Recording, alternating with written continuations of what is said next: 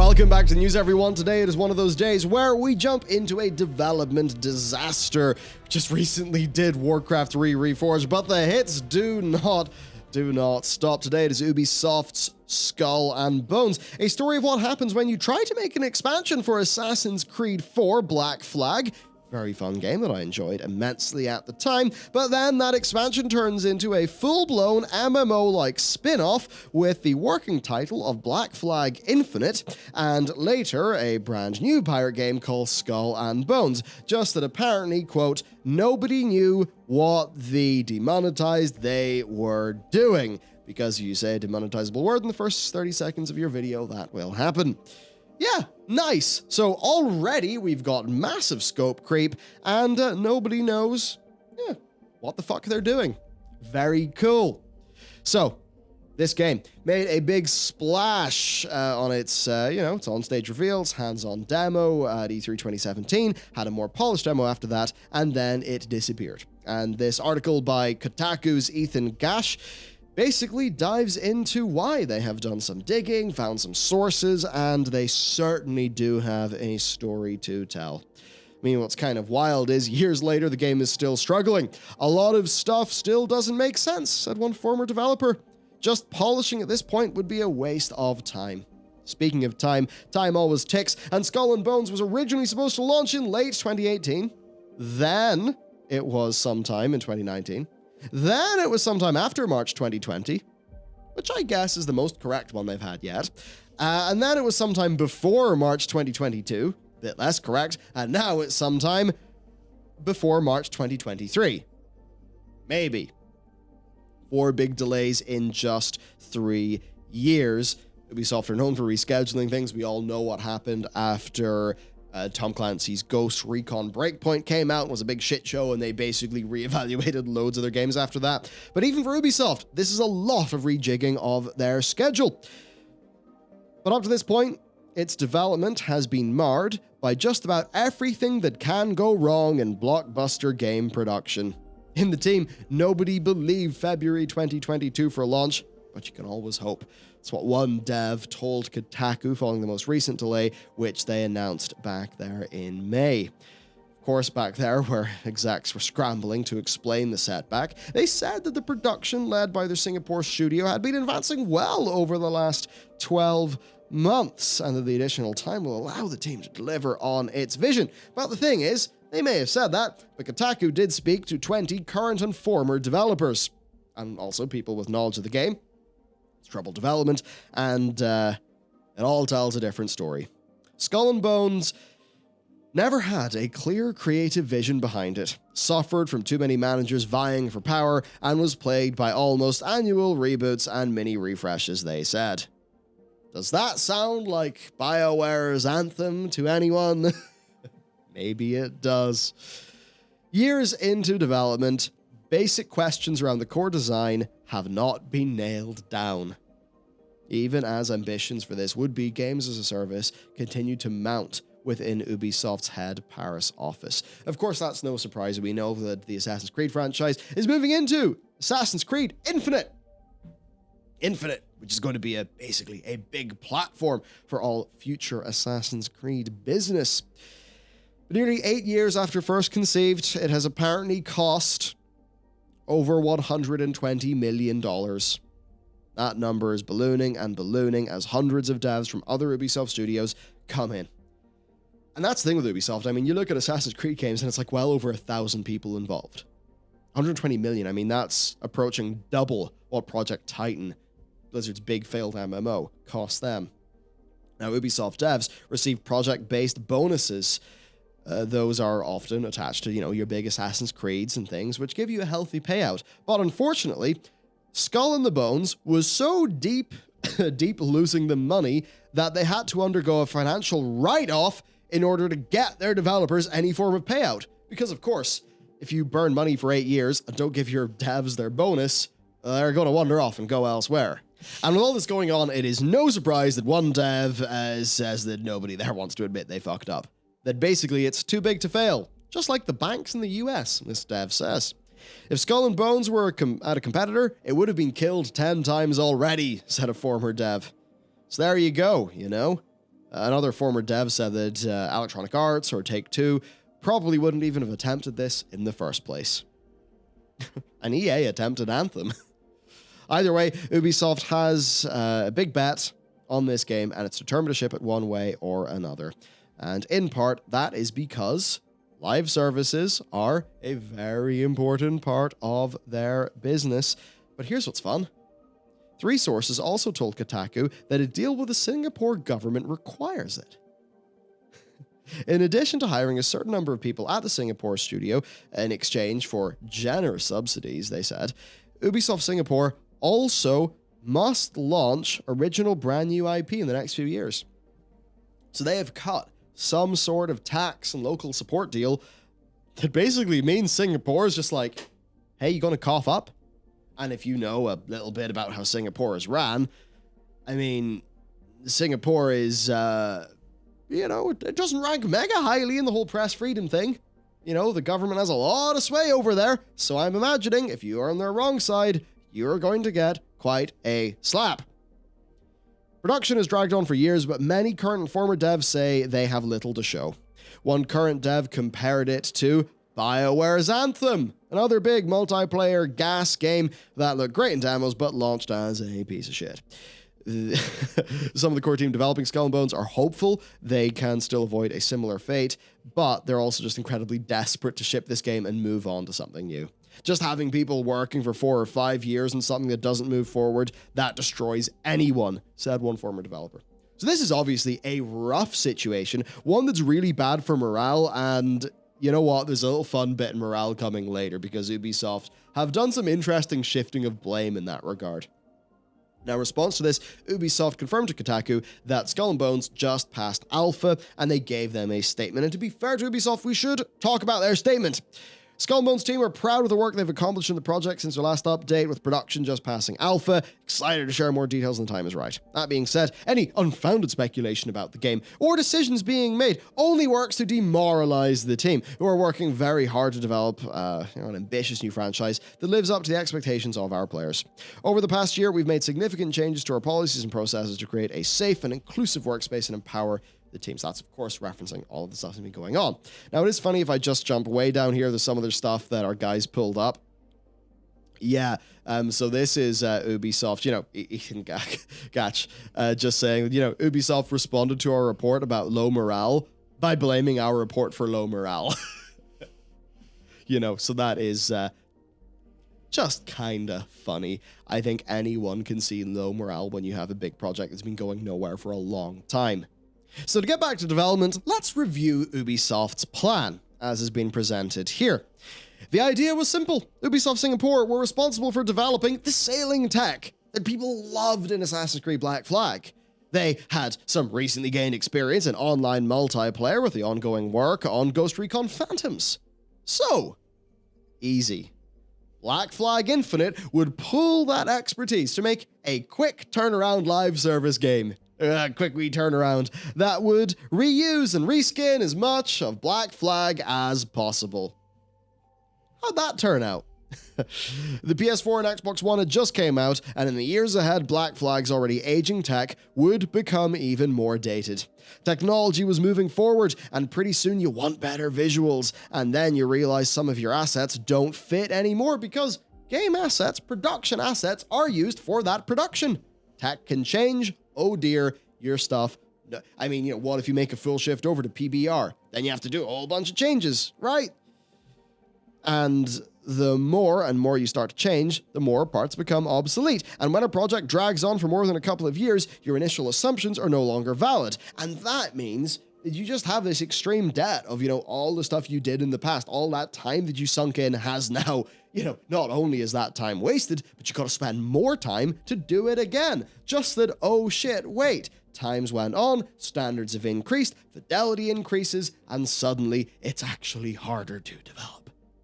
Ouch. Ouch, this must suck for Ubisoft. 120 million down the hole. Suck for the developers too. So eventually, Ubi basically decided, screw this Black Flag stuff, it's a new IP, let's go. On paper, Skull and Bones looks like it's an easy game to make, but it's really not, said one former dev. It has been a lot of things since it entered pre-production. At one point, it was set in the Caribbean. Then they moved it to the Indian Ocean.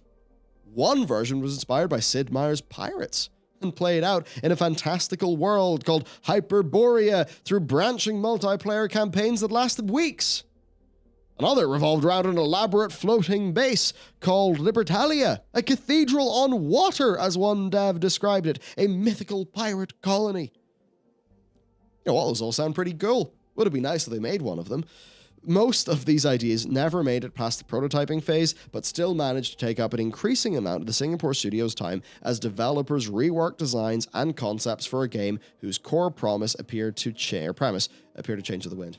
And I think this is a problem that happens when you enter production too early, rock solid pre-production hasn't been done, and you're probably in this terrible position where you've got all these hundreds and hundreds of staff, and you're like, shit, we don't even have a clear vision for this game. I mean, we gotta have them working and, core mechanics that we think we're going to need.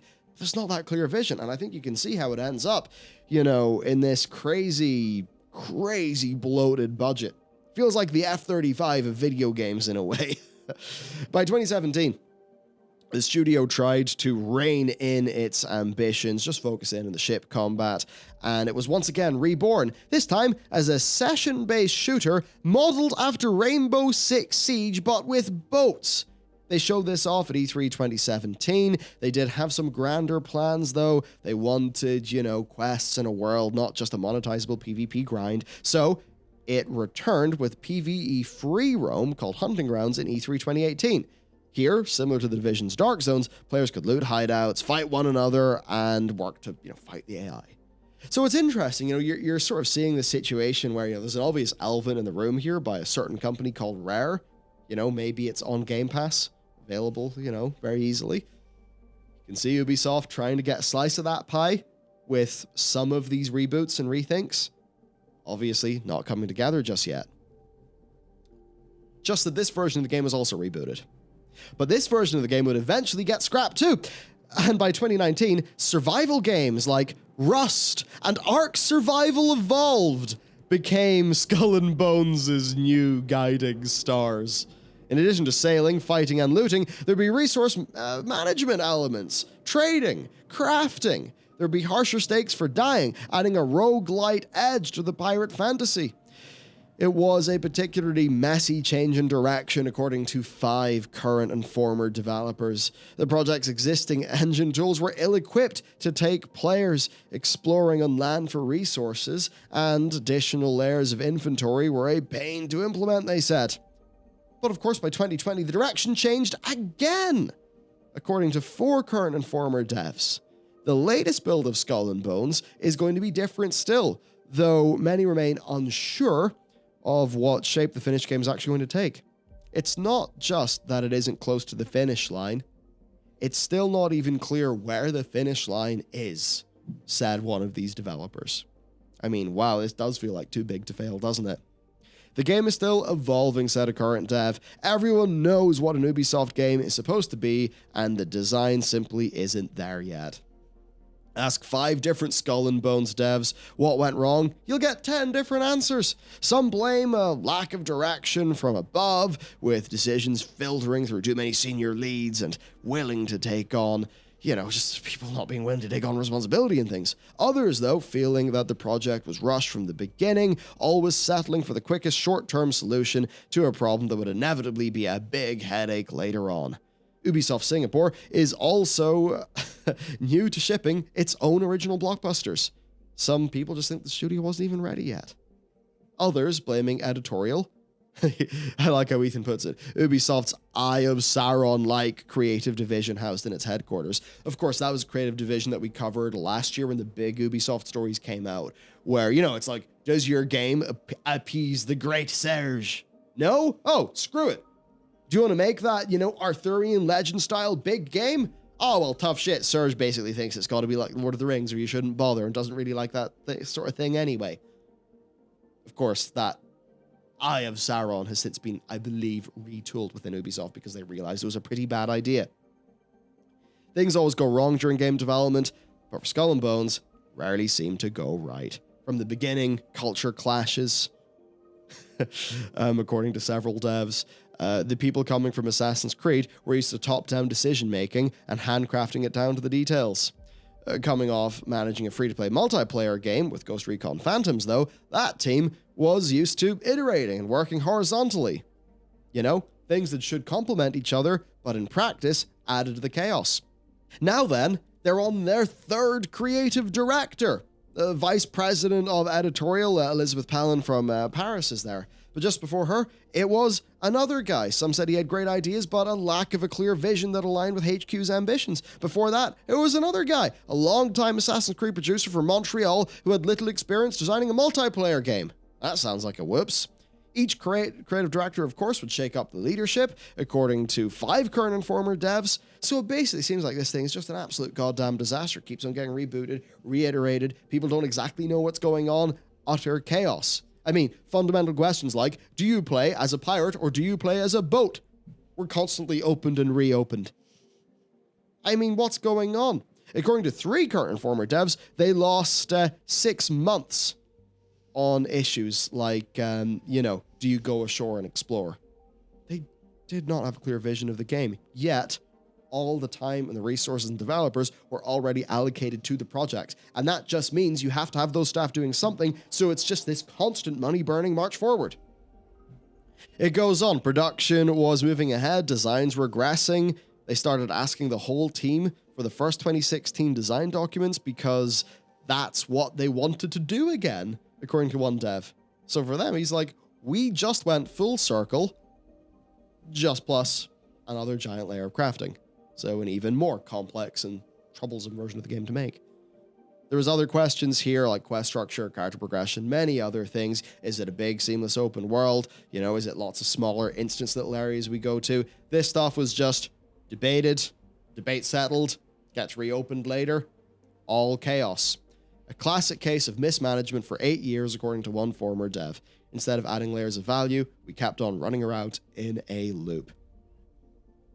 So basically, this is just chaos that runs for 8 years, right? And I think when you go into the team composition, that's when you start to understand things, Meanwhile, despite each new reboot, teams were tasked with building something based on blueprints that kept changing. In 2015, there was about 100 people working on it, according to 3 sources. By 2019, closer to 400, with many from other studios.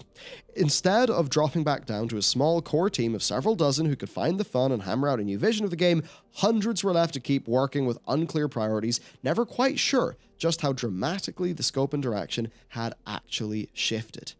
So that is just a crazy way to be doing anything, and that's why I kind of joked about the F-35 and its production issues and cost overruns. Feels like this is the video games version of that. And it's the sort of thing, here even, teams were given work to keep them busy. That's not how you should be doing things. Of course, all that does, though, is create exhaustion and burnout. Instead, they said the exhaustion and burnout came from working in the same project for months and years without seeing it meaningfully progress. Just ouch. Throughout these years, though, a great exodus from the studio continued. It's one of the only projects I've seen where, as we were going, the team became more and more junior. Right? You keep on working on a project, but your team gets more junior over time because all the talent and experience just left the company. People would learn about the project, see how it works and everything around it, and then leave. It was constant. So great, not only is all this chaos happening, but you're losing all of your institutional talent, and that is the DNA that makes a studio what it is. It is the people, it is the human capital, and they're burning through that with this project. Ouch, this sucks. Of course, there's other issues, Riot, Tencent, a lot of industry poaching, things like that going on, lots of new startups happening, taking away the best staff from many studios, like this one, like Blizzard, any others too. So it is just really, really, really rough. The Glassdoor review page for Ubisoft Singapore is full of complaints about uncompetitive salaries, wage discrimination, office politics, toxic managers that make it hard for people to succeed and ultimately drive people away. Where have we heard that before? Oh wait, seemingly most AAA studios. It's just wild. Those who continue to voice dissent would eventually be disappeared, either to another team, another project, or another studio. Ouch. So this studio's got a terrible culture forming as well. Since the beginning, this project has always been driven by fear. What is it? Fear knows no love? Love knows no fear? believe that was it, yeah. Yeah, well, yeah. So, I mean, man, not a good way to get a game made. Definitely And not. it keeps on going. We know the other stories about Ubisoft in regards to bullying, things like that. Skull and Bones, though, wouldn't be the only big game they showed off at E3 2017 that would disappear. Of course, we've got the quadruple A game, Beyond Good and Evil 2. What's going on there? There's Ubisoft Massive doing an Avatar game. These big reveals came at a time where French media conglomerate Vivendi was mounting a hostile takeover attempt that threatened to destroy the decades-old family-ran gaming giant. Two former devs told Kotaku they blame this atmosphere in part for Ubisoft showing off games too early into development. Of course, that Avatar game is resurfaced for the 2022 release window. Beyond Good and Evil 2's development woes have been thoroughly documented as well in a French newspaper. So it's just big time ouch all around for Ubisoft, even as, we're seeing Ghost Recon, Rainbow Six Extinction, like the zombie game, it's got another delay. I mean, it is just delays and chaos all around with Ubi. That must be really, really, really rough.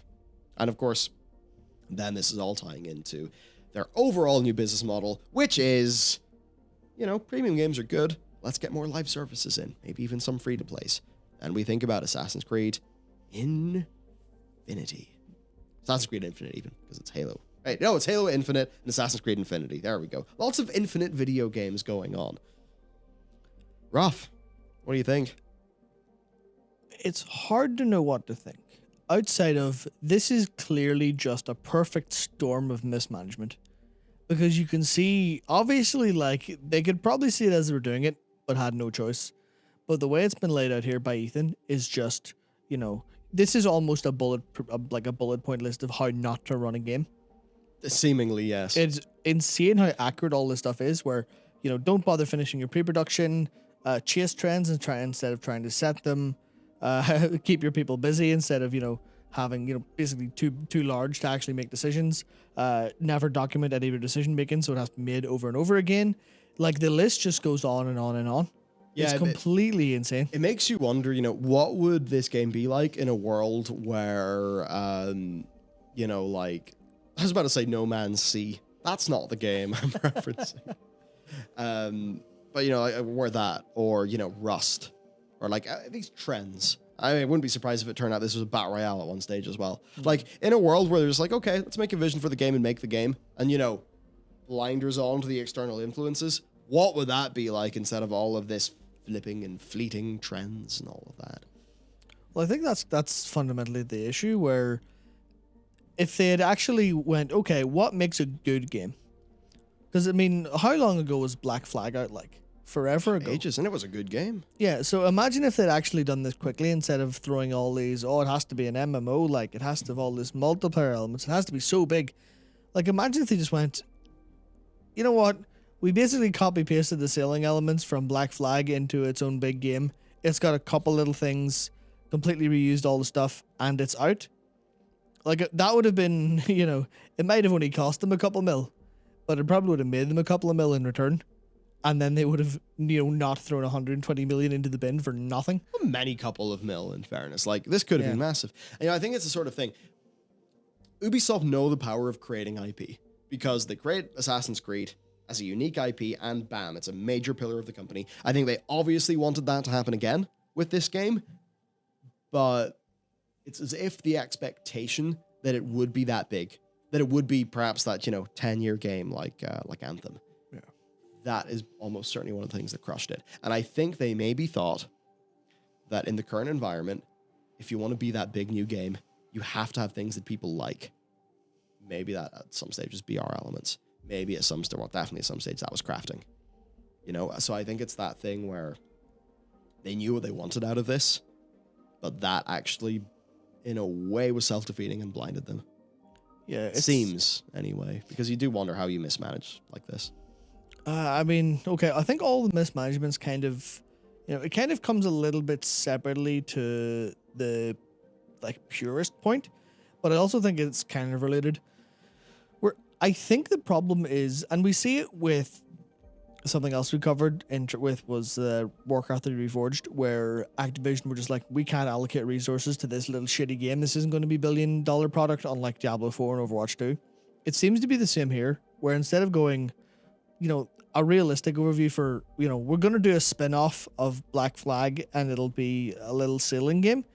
They just went, but how can we bet a big pile of money on a 1% chance to succeed? Clearly they think it was, a higher success chance, but it is a case of too big to fail. We're like, well, we've put so much money into this and so many staff. It has to be good. It has to be $1 billion game. There's no way we're going to fail. But that's the same, like EA were doing that by, tearing every resource possible and just jamming them into single games and going, fuck it, we'll see. Well, the more money we put into this project, the more money we'll get out of it. And it seems to be this like fundamental issue of no one who's ever, studied business and then went into the games industry as it stands ever heard about putting too many eggs in one basket. And that's what it feels like with this, where it is just, no, we can't have a small game. We must only have big game. Which is, that's kind of fair if you're doing it in Sony's blockbuster way. But then you look at, past successes that were actually long-term successes, and it's all just, here's a game. You'll be happy. You'll play it for a couple months. You'll come back and buy the next one. It's like selling 10 games instead of selling one game 10 times is kind of what historically worked pretty well. And here they're just like, just keep going. I mean, like, did no one at Ubisoft hear about Project Titan and go, maybe we should avoid the mistakes that our industry brothers made? Nah, we're better. We're different. We're French Canadians, not Southern Californians. We can do this. I don't know if it's weird. Like, I hope that wasn't their thinking. No, it's weird. Like, I mean, it's Paris, not Montreal. Oh, yeah. I mean, for this one, but who knows? Maybe the first director of this game was like that. Like, we're not gonna have those problems those Yanks had. Nah, I don't know. It just seems like this is cultural problems and textbook bad business, because it's like, it seems like it's very, very similar things that took down Anthem that took down this. Right? Like, that whole thing of, not finding the fun, but still committing a studio worth of resources to it. So that just changes the expectation, changes everything. And I think the thing is, all those, it's all those big reboots, those are like only really things that happen when you do have a big production in something, because otherwise it's just a small team working and stuff till it's really good and production ready. They evidently didn't do that. I guess they didn't do that because they thought it would be a quick, as it says, the very top of Ethan's article, it would just be a quick flip. Wasn't, though. Yeah, I guess they thought they had pre-production done because they looked and went, it worked in Black Flag, I guess. And this is going to be a Black Flag expansion. Or something using Black Flag assets. Yeah. And it turned out not to be that. Yeah, project basically ran away from them. They never solved the problem. Yeah. And then the Singaporean government thing's really fun as well. Like, it's like, we have to finish this game. Well, we can't take the L. We have to win. Whereas, like, it probably would have been cheaper if they took the L and just released any version of it and then just moved on. Kind of a bit of a GG go next situation where they clearly haven't learned that at all. And I hope Assassin's Creed Infinite doesn't fall into the same thing of, we've got big plans, we've got money, we can do this. Except money's not really everything, is it? Absolutely. Yeah. So there you go. I think this has been a great dive into why a project can be such a mess. I think perhaps the difference is this time we're getting the report before the game comes out and not after, like with Anthem. So let us know what you think. To be honest with you, I would love this game to be great because I think it's a cool idea and I've really enjoyed Black Flag. So I hope they find success. And I also hope they find success for the sake of the developers who surely must just want to do something new and get a credit for their resume. Yeah. All right. What do you think about this? You interested in this game still? Yes? No? Let us know. Thank you for watching. See you next time.